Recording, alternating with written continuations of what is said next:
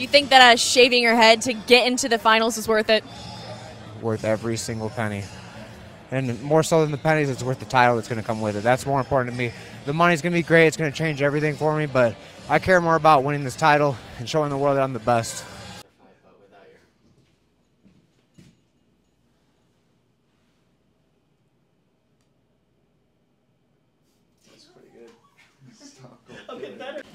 Well, Justin Wetzell, thank you for finally coming on the show.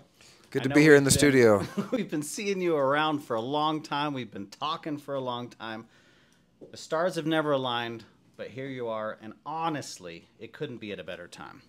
Yeah, I wasn't supposed to be here, but here I am, man. It's good to be here. So what happened earlier this afternoon? Earlier this afternoon? Yeah. I heard USADA comes in, pops in without warning. Oh, yeah, man. Tests you as you're on your way out the door? Yeah, I'm in my suit and everything. Andy, my roommate, he knocks, or he came to my room. He's like, "Hey, bud, USADA's here. You're a pro athlete. You got to piss in a cup." So come upstairs, and they're there waiting for me. That's why I was late. You got to forgive me, brother. Got to forgive me. Speaking of being a pro athlete, growing up as a kid, I believe it was in Illinois. Yeah. What were you into? What was popular when you were a kid? How did you get into wrestling? What was that journey like? How did I get into wrestling? My parents dragged me and threw me in there. Now, I wrestled when I was 5 and 6 years old, and then I stopped until middle school. One of my buddies at the time, he was a pretty good wrestler, and he was signing up for wrestling class or wrestling season or whatever in 8th grade, and he's like, "Yeah, you're coming with me. You're signing up." I'm like, "I'm not signing up." He signed me up, and the next Monday I went, and I've pretty much been wrestling ever since. But growing up, man, I'm from like a small corn town. You know, my town has about 10,000 people. Wow. And I lived out in the country on a farm. You know, we had pigs, cows, chickens, all that stuff. So growing up, it's actually a very sheltered life because, you know, you ride the bus into town, school's over, you ride your bus, 10, 12 miles outside of town. There's no real neighbors, nothing. So you're just kind of out on the farm with your family until you drive a car, really.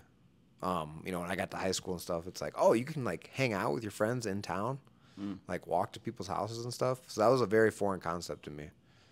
How many brothers and sisters? Just one sister, younger. Wow. Younger? Yep. Did you feel like the responsibility was on you to have to like uphold that family standard of farming and being out there in the country? Definitely, because when parents were gone, I was responsible for most of the chores with the animals, mowing the lawn, all that stuff. And I do remember it being like, why can't my sister do it? Like, well, that's the luxury of being a man, dude. Yeah. You got to do that shit. When did you realize when you were in the wrestling room that you were catching on to stuff, doing things a little bit quicker than the other kids, or maybe just loved it a little more than everyone else? Never. I was a JV guy. Get some pictures sometime. Keep going. I got you. No, never, and I never had that feeling as far as wrestling in the wrestling room, man, because I was not a good wrestler in high school. A lot of people think I was some stud beast wrestler.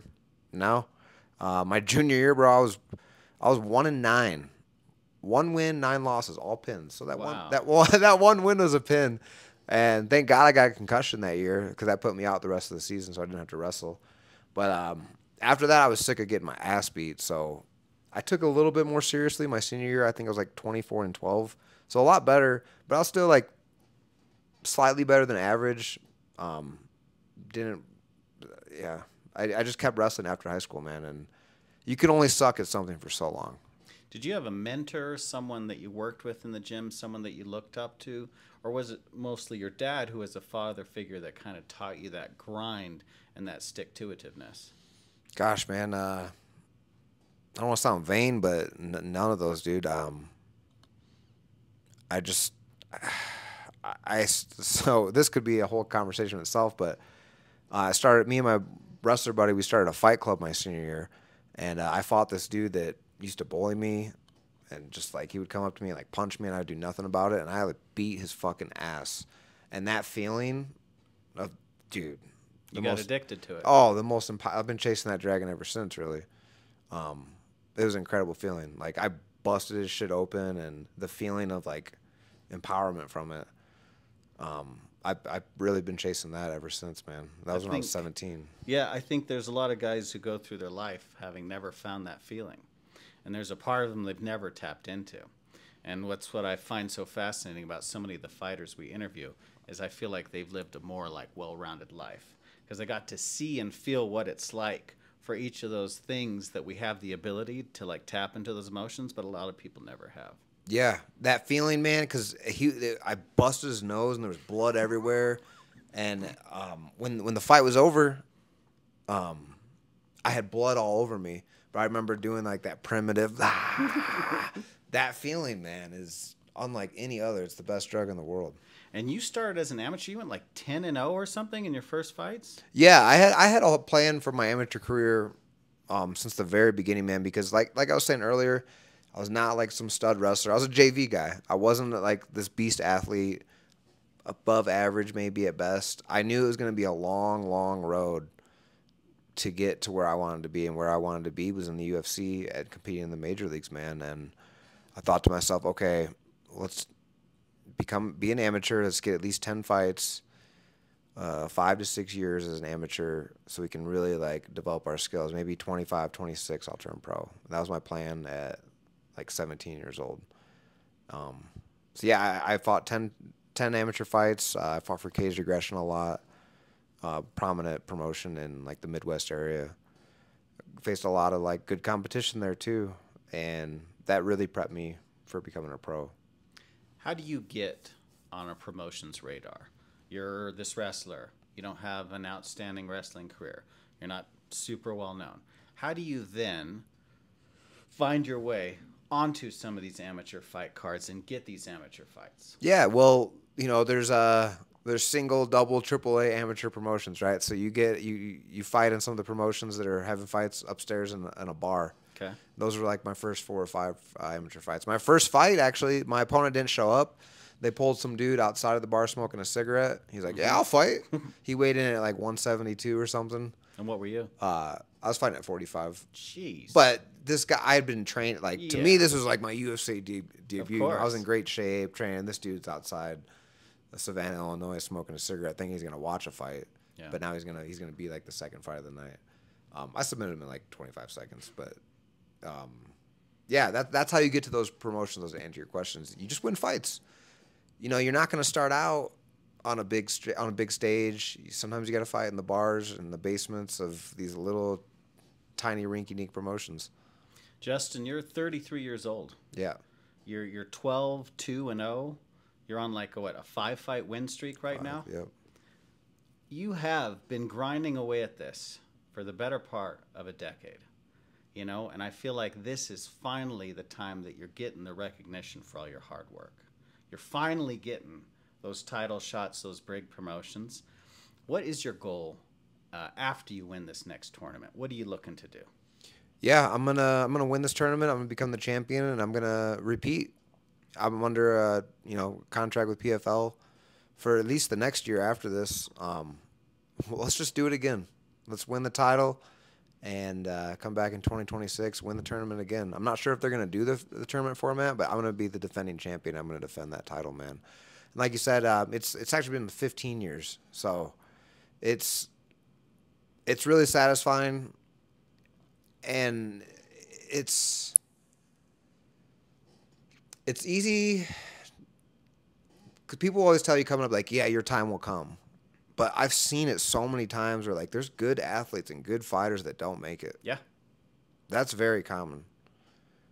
And in the back of my head, it's like, okay, I know I have the skills. I know this. Yes, I agree. But it's like, is my time coming? Like, am I going to get that shot? Especially like, 33 as a pro athlete is like an old man. Just call me a late bloomer though, man. Because you see it sometimes, the young kids, they get signed to the UFC early, right? Yeah. But then they get starched, they get beat up, and maybe they got in there too soon. Yeah, they get thrown to the wolves a little earlier than they should. Yeah, and the ones that don't, the ones that win the fights, right? They end up becoming superstars and all that. But a lot of times, careers can get ruined by them getting to a big stage too early. And in my case, I feel like I entered the big stage when I'm like entering my prime. I'm just gonna say, as a fan, I'm happy to see it. I feel like I don't know a single person that's more deserving than you are. I was wondering, do you like the like format that they have at the PFL with the tournament, and kind of bypassing the popularity and politics that often come with getting a title shot in a regular promotion?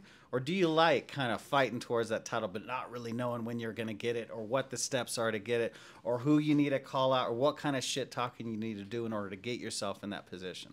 I hadn't really thought about the other side, but I do like the tournament format, especially coming as like a wrestler. It's very familiar with the bracket style and stuff like that.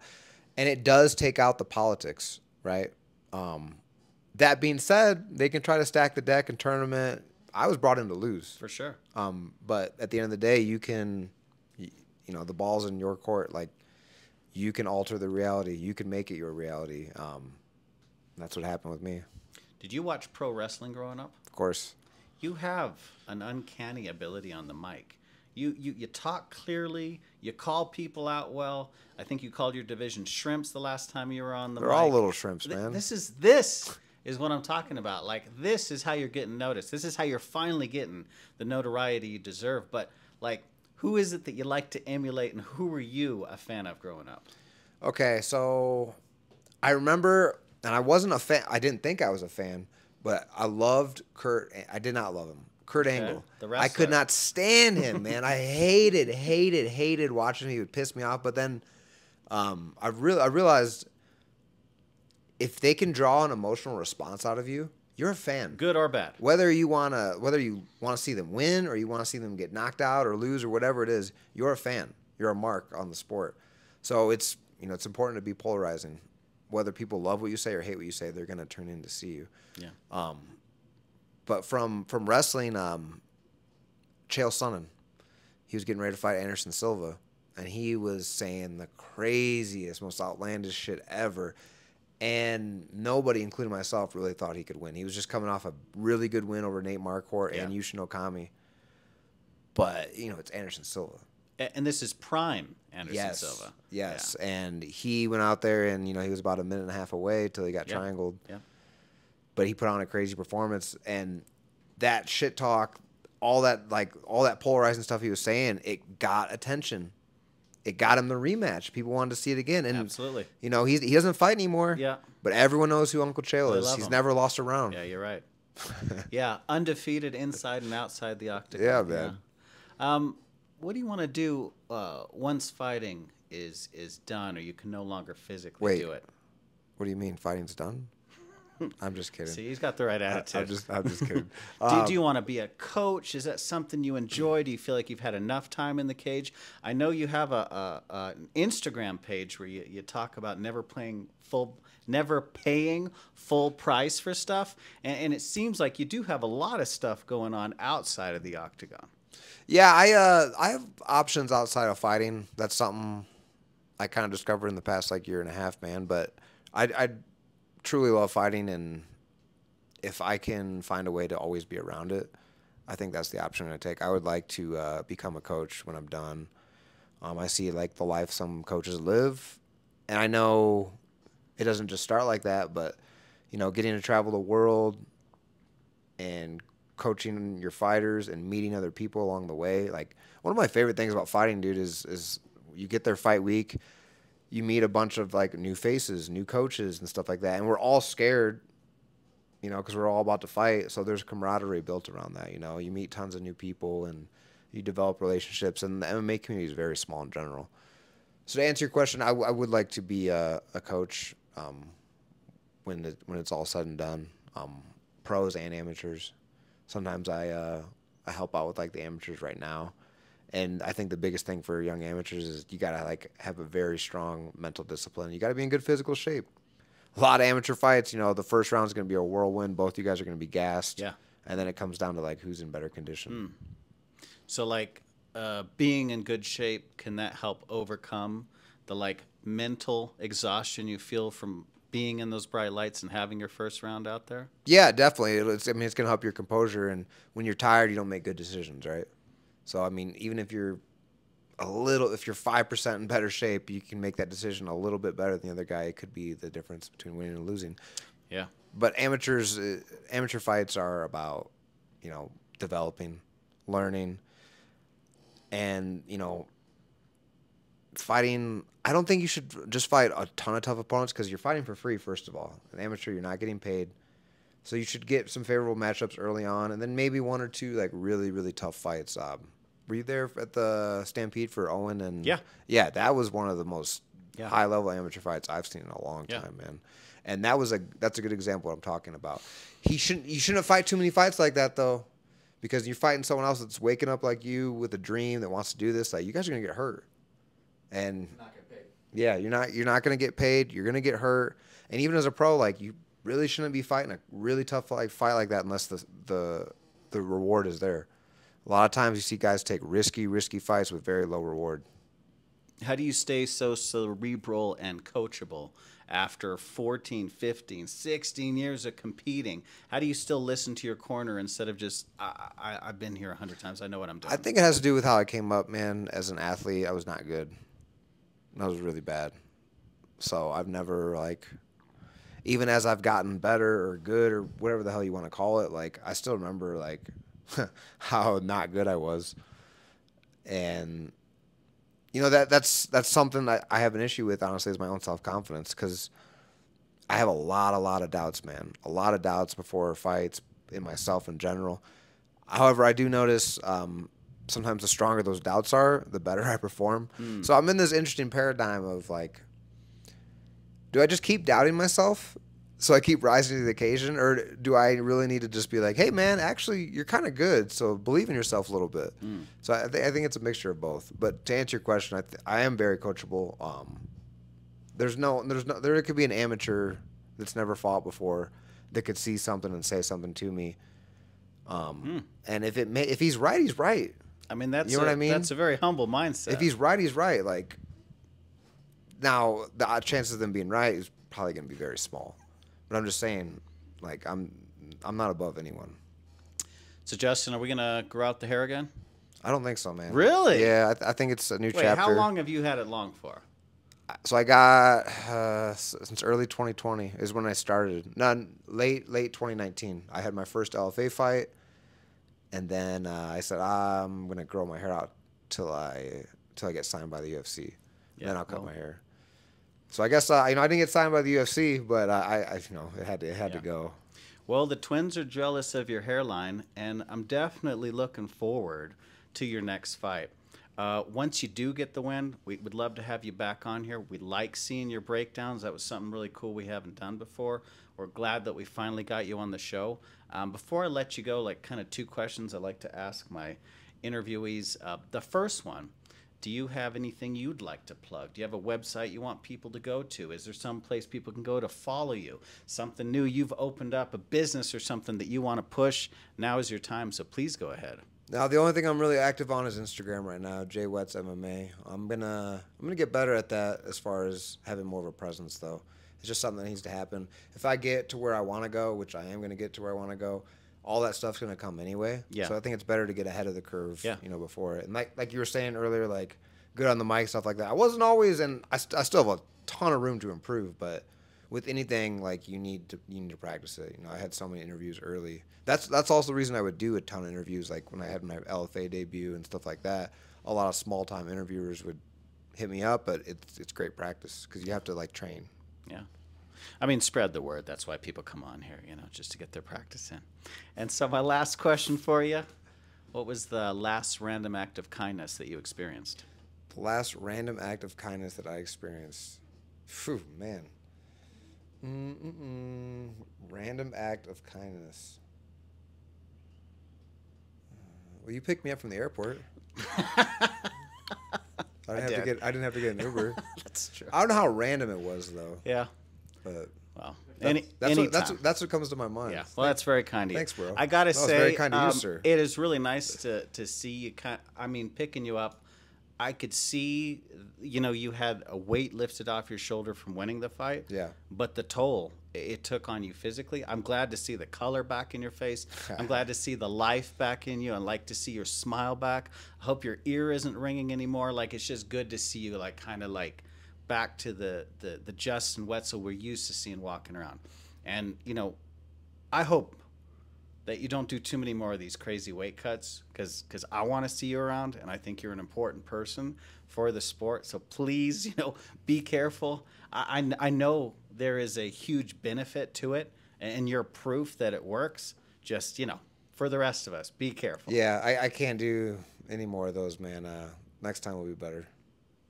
Well, thanks again for coming on. Like I said, we can't wait to have you back. And what was your, you know, overall experience finally being on the Savage Gentleman Show? Let's go! Thanks, Seth.